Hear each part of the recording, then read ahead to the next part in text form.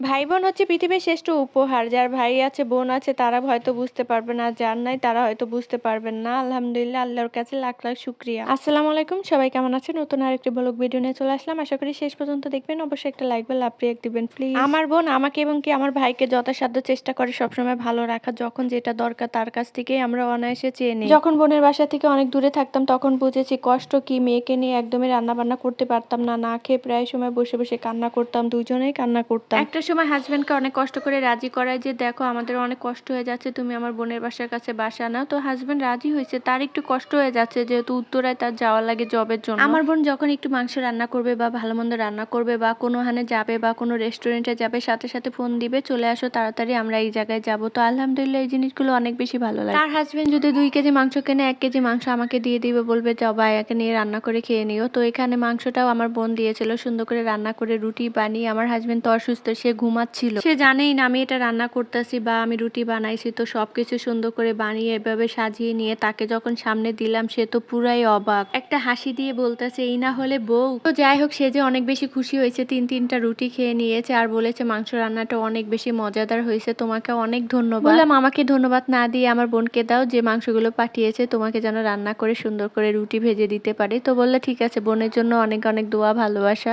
এখানে দেখতে পেলেন আমি প্রথমে রসুনগুলো ব্লেন্ড করে নিচ্ছিলাম, যেহেতু এখন রসুন আদা পেঁয়াজ সবকিছুর কিন্তু একটু দাম কম, তাই আমি বেশি করে কিনে রাখতেছি যেন আমার 2টা মাস হয়ে যায়। রসুনের পরিমাণটা একটু কম। আসলে আদা রসুন একসাথে এতগুলো বেছে নিতে পারি নাই, এত বেশি কষ্ট হচ্ছিল বসে থাকতে থাকতে, তাই ভাবলাম যে এইটুকু হয়েছে ওইটুকুই বেটে নেই, পরবর্তীতে আবার কিছুটা বেটে নিব। আমি রসুন আর আদাটা একসাথে মিশিয়ে রাখি যাতে অল্প পরিমাণ দিলেও 2টা একসাথে দিয়ে খেতে পারি। এভাবে করে আমি পুরো মাসটা চালিয়ে নেই। তো যাই হোক, এখানে রসুনটা আমি একটা ঢাকনাওয়ালা বাটির মধ্যে ঢেলে দিয়েছি, সুন্দর করে ঢেকে এটা রেখে দিব। এরপর আমি আদাগুলো সুন্দর করে ধুয়ে নিব। এখানে আদা কিনেছি 1 কেজির মতন, 100 টাকা দাম নিয়েছে, অথচ কিছুদিন পরে এই আদার দাম হয়ে যাবে 200-300 টাকা বলেন। তাই সময় থাকতে সবাই আদা কিনে রেখে এভাবে ব্লেন্ড করে রেখে দিই। আদাগুলো কাটার পরে আমার হাত জ্বলে যাচ্ছিল, মানে এত কষ্ট লাগতেছিল। আসলে অনেকগুলো কেটে নিতে গেলে কিন্তু ভালোই কষ্ট। এতদিন আমার মেয়ে ছিল ডিস্টার্ব করার জন্য, এখন আজকে আমার ভাগ্নিও যোগ হয়েছে, তো কিছু মনে করবে না, সবাই একটু ক্ষমা দৃষ্টিতে দেখবেন। ওরা চিল্লাচিল্লি করতেছে আর আমি আমার কাজগুলো করে যাচ্ছি, কেননা একদমই সময় নাই। ভিডিও ছাড়া ঠিক 10 মিনিট আগে ভয়েসটা দিচ্ছি। অনেক চেষ্টা করেছি দিনে দেওয়ার জন্য, কিন্তু একদমই পারি নাই। আর একটা আপু আমাকে বলেছিলেন রাতে ভয়েস দেওয়ার কথা, কিন্তু রাতে এত শীত লাগে, 2-3টা বাজে, তখন মনটা চায় না। আমার মেয়ে সন্ধ্যাবেলা একটা ঘুম দেয় আর রাতের বেলা ঘুমাইতে ঘুমাইতে তার 2টা বেজে যায়, তারপর আর ইচ্ছাই করে না আমার ভয়েস দিতে। এখানে দেখুন আমি আদাগুলো 2টা বাটিতে ভরে নিলাম আর